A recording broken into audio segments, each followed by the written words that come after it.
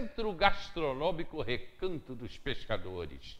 Padaria do Recanto, é o que tem de bom, hein? Padaria do Recanto dos Pescadores. É lá que você tem que tomar seu café da manhã, café da tarde. O ovo mexido com pão é melhor lá do que em qualquer lugar. Até que em casa. É melhor até que em casa, porque lá capricha mesmo. Marcos Rabi, vamos fazer um ping-pong?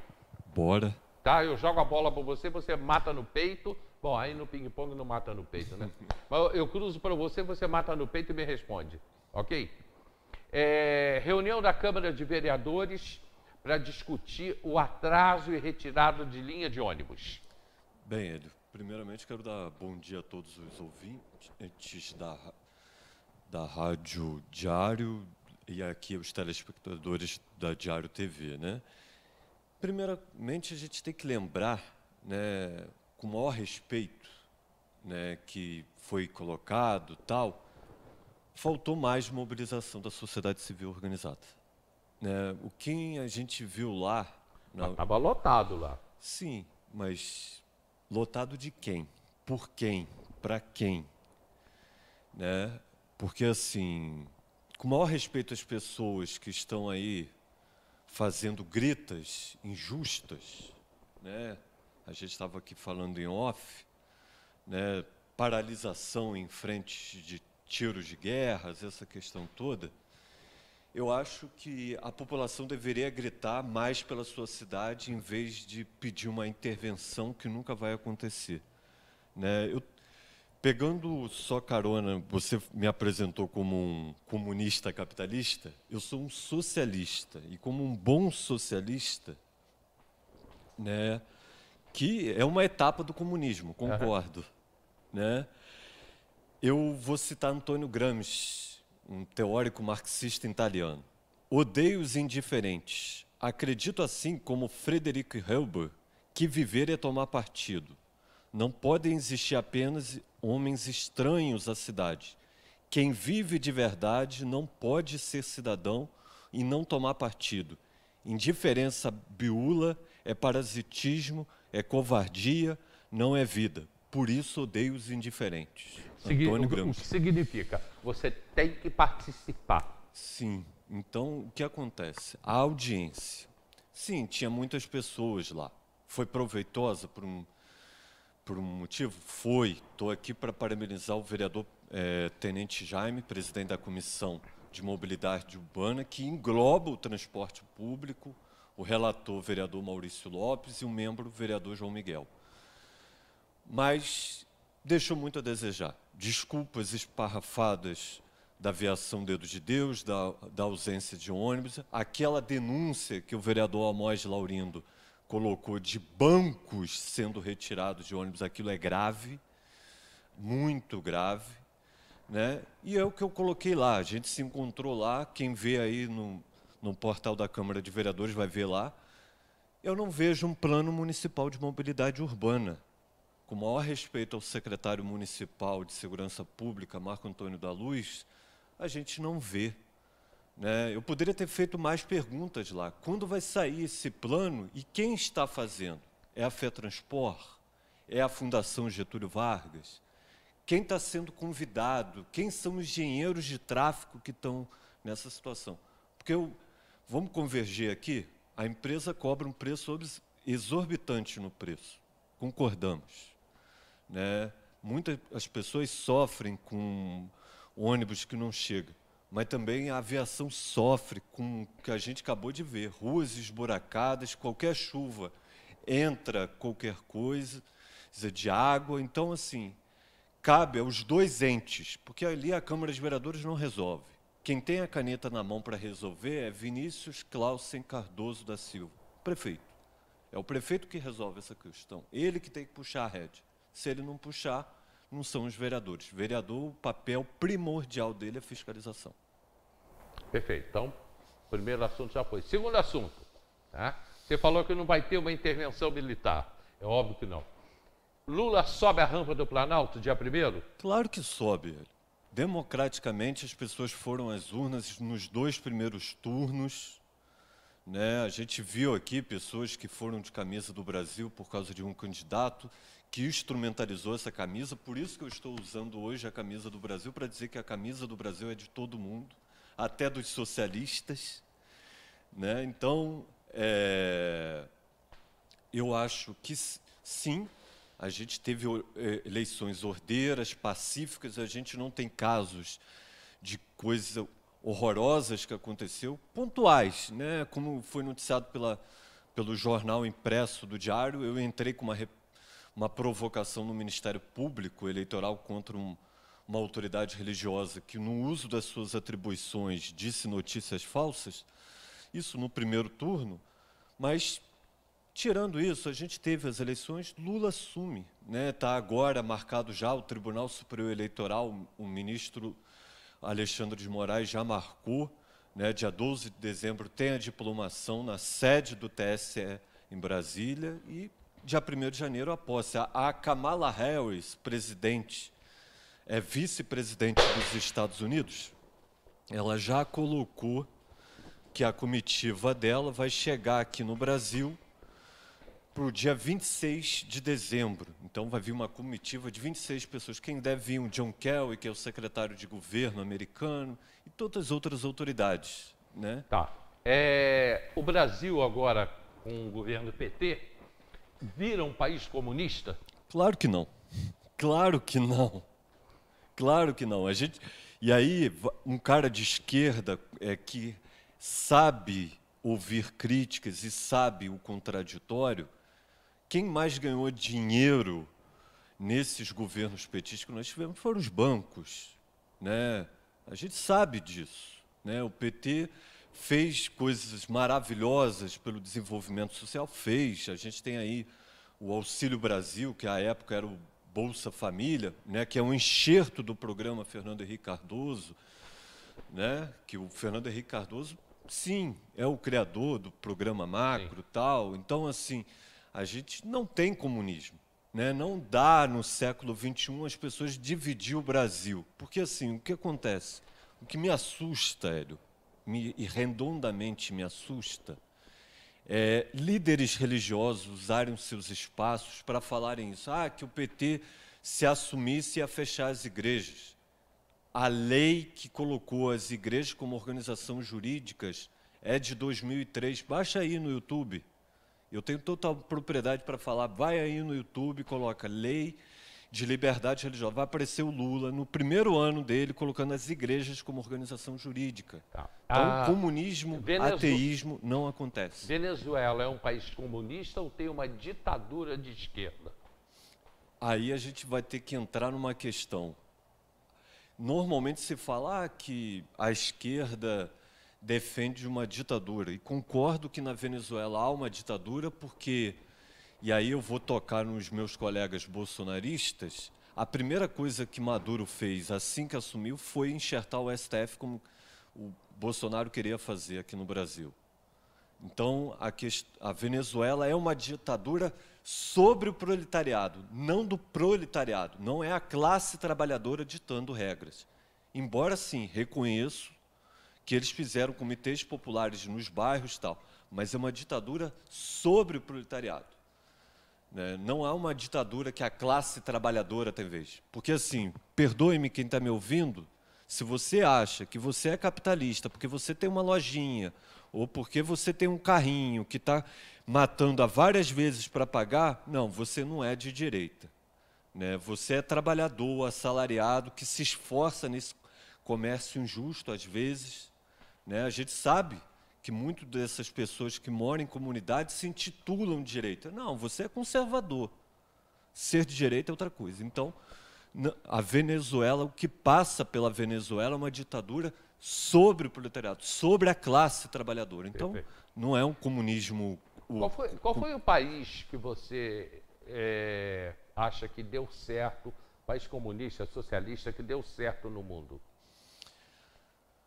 Hoje, a gente já falou isso várias vezes em off, né? Eu acho que os primeiros anos do governo da União das Repúblicas Socialistas Soviéticas foram bons.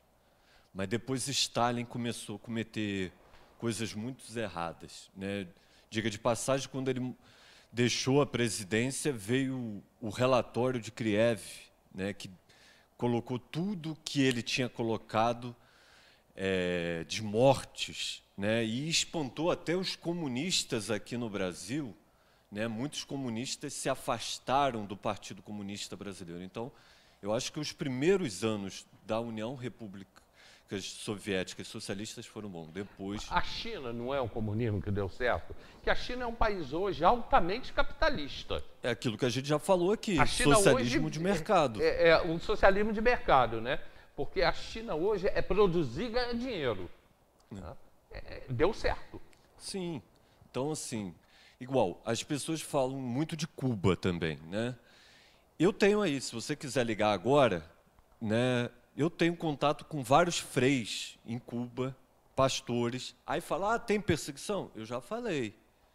Lá, a igreja é ligada ao Estado. Então, assim, não, a perseguição há se eu chegar lá e querer montar uma igreja desorganizadamente. Assim como também é na China. Então, a China hoje é um exemplo do que está acontecendo no de socialismo de mercado. Não pode se dizer que ele é um comunismo, porque se fosse um comunismo, e aí eu sou como Carlos Nelson Coutinho. Para quem não conhece Carlos Nelson Coutinho, ele foi professor da FRJ e foi o maior nome que trouxe as obras de Gramsci para o Brasil. Eu acredito num comunismo democrático, né? A democracia é um valor universal, por isso nós estamos aqui, alguém que é conservador, como o Hélio, conversando com alguém que é progressista. Né? Eu não tenho medo dos conservadores, eu tenho medo do conservadorismo inútil. Como a gente falou aqui, intervenção militar. O artigo 34 da Constituição Federal, Hélio, fala que a intervenção é federal da União nos estados. Não pode uma ente federal intervir sobre um ente outro federal. Então, não tem essa. O Exército não pode tomar de assalto o TSE, o Congresso Federal. Por isso eu digo, respondendo a sua outra pergunta, Lula assume. E aí, os meus amigos mais conservadores, que apoiam o ex-presidente que vai ser Bolsonaro e tal, seja uma oposição respeitosa, coloquem suas críticas. Eu estou aqui para ouvir. De verdade, de verdade. O movimento pós-64... ele foi um governo militar ou foi ditadura? Eu creio que foi ditadura porque, como eu coloquei no meu Instagram, quem quiser ver, está aberto aí, Marquinho Habib, em 1968, vamos só lembrar um pouquinho, aqui no Rio, a gente tinha divisão, Estado da Guanabara e Estado do Rio. Né, o Carlos Lacerda, filho de um pai que foi deputado comunista, Maurício Lacerda, né, primo do Moacir Werneck, que eu te dei o livro. O Carlos Lacerda, era governador do estado da Guanabara e conspirou. Ele conspirou tanto contra Juscelino Kubitschek, tanto quanto Jânio Quadros e Jean Goulart. Né? E aí, ele achava que ia ser presidente em 65. Ele queria chegar presidente. O que os militares fizeram, Hélio? Ele queria chegar presidente, caçado, ele foi caçado. Ele foi caçado, aí ele se une, e isso que é um conservadorismo respeitável, ele se une aos seus antagonistas, Juscelino Kubitschek e Jânio Quadros, na frente ampla. Então, assim, a gente tinha, e aí eu ia falar do meu Instagram, os militares entravam em livrarias, invadiam, né, redações tipo essa daqui do jornal. Imagina um militar chegando aqui, vendo as palavras que o Alex, o Bandeira, que eu gosto muito, um abraço para o Bandeira, suas matérias são sensacionais, vendo o que está sendo dito. Né? A gente teve religiosos, porque assim, a Igreja Católica apoiou, sim, o golpe de 64, mas em 68 a Igreja viu que ela tomou outro partido. Né? E aí ela radicalizou para ser contra aquele governo ditatorial. Né? A gente só tinha dois partidos. Não vou falar você lembra, porque aí eu vou falar a MDB cidade. e Arena. MDB e Arena. E dentro do MDB precisou de uma radicalização. Aí tinha uns autênticos, Paz de Andrade, Lisânias Maciel, Alencar Furtado. Porque Ulisses não era aquele cara, ele tinha que ser pressionado. E aí, eu falei aqui do Lisânias, Lisânias era nosso irmão evangélico, porque ele dedurou que 2 foram caçados nos dias anteriores. O que os militares fizeram? Caçaram ele também, pediu autorização nenhuma à Câmara de Deputados. Hoje as pessoas ficam aí, que o ministro Alexandre de Moraes caçou. Cara, quem dera o Lisânias Maciel tivesse o que o Alexandre de Moraes fez com o Daniel Silveira. O Lisânias não teve isso. Os militares ligaram para o presidente da Câmara de Deputados, o Célio Borja, e falou: caça o Lisânias, tira o microfone dele, ele está caçado a partir de hoje. Tá. Era uma ditadura. A gente começou a falar aqui que o brasileiro, ele não pensa. Tá? Ele não pensa, não participa. Ele não participa de nada, né? Mas nós tivemos hoje 60 milhões de votos para o Lula e 58 milhões de votos para o Bolsonaro, de um povo que participou muito, ativamente. Então aí são 120 milhões de pessoas pensando. Se me permite uma parte, e aí eu creio que assim, as pessoas participaram sim, mas participaram dos seus grupos de WhatsApp. Tá. Participaram das suas bolhas, do que era conveniente. Porque eu estou na faixa dos 30 anos de idade, estou com 34 anos. Desde os meus 16 anos de idade, eu participo de mobilização. Como eu disse lá na audiência, eu fui detido numa manifestação aqui por causa de um projeto fraudulento do Executivo Municipal. Né? Não adianta colocar a culpa na aviação Dedo de Deus. Cumpri. Né? Da última vez que eu estive aqui, eu estava indo na justiça para ver essa questão. Não tenho medo de dizer isso não, Hélio. Então, trabalho comunitário? Trabalho comunitário. Eu não quis pagar a multa. O Ministério Público ofereceu a denúncia, a Justiça acatou, e aí eu poderia pagar a multa ou fazer trabalho comunitário. Eu fiz. Fiquei lá, arquivista do CREAS, com o maior respeito. A Carla está lá, faz um excelente trabalho, as meninas do CREAS lá. Então, o que acontece? A gente participou das suas bolhas. Participar é estar ali no debate, é provocar os vereadores, não só no dia de audiência pública. Ontem teve sessão na Câmara, mas as mesmas pessoas de sempre. Os nossos conselhos municipais, Hélio, é sempre as mesmas pessoas. Pior que é. Entendeu? Então, assim, não estou querendo dizer que essas pessoas estão erradas de não querer participar, mas também não pode depois reclamar. Entendeu? Que o Lula fez... Mas, assim, quando você for reclamar, vai na LAI, Lei de Acesso à Informação, vai no portal da transparência. Entendeu? As pessoas não participam como ela quer falar o fake news, ela quer compartilhar. Eu sempre, quando vejo uma informação, já errei, confesso, até o Júnior aqui da Diário já me corrigiu uma vez, né? Mas normalmente eu faço isso, vejo aqui na Diário, vejo lá no Jornal Globo, vejo na CNN, para ver se está condizente com a informação. Mas não, as pessoas querem compartilhar. Aí fica nessa, o comunismo, isso, aquilo, e não participa. Como eu disse, como Gramsci disse, viver é tomar partido. Viver é tomar partido. E aí, se me permite, Hélio, os nossos colegas pastores, eu acho que tem que participar mais.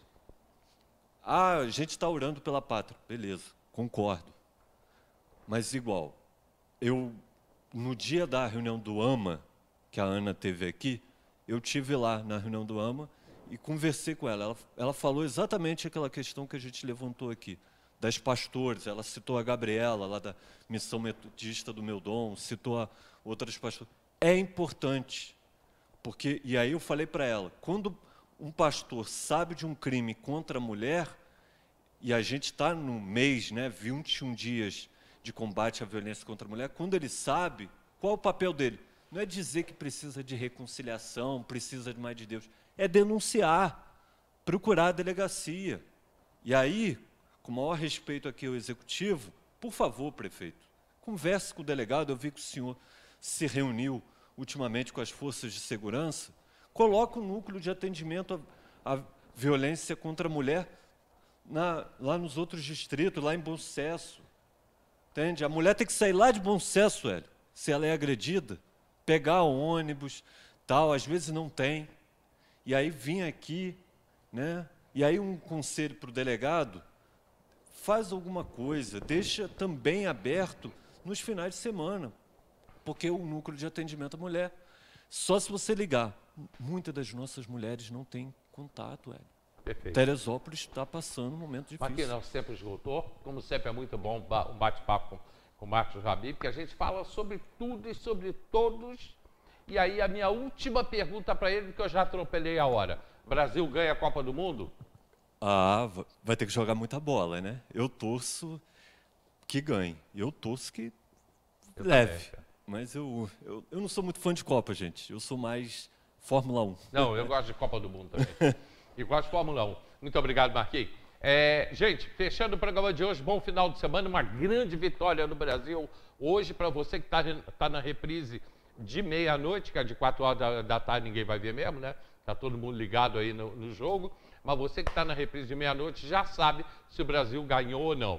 Então, em segunda-feira a gente está de volta, já preparando esse mês agora, que a gente já vai entrar de férias. Então, preparando uma programação, vem aí a nova programação da TV para as férias, e a gente preparando um final de ano muito legal aqui, trazendo pessoas que participaram durante o ano e que vão voltar aqui para a gente fechar 2022 com chave de ouro. Muito obrigado, até segunda, se Deus quiser. Tchau!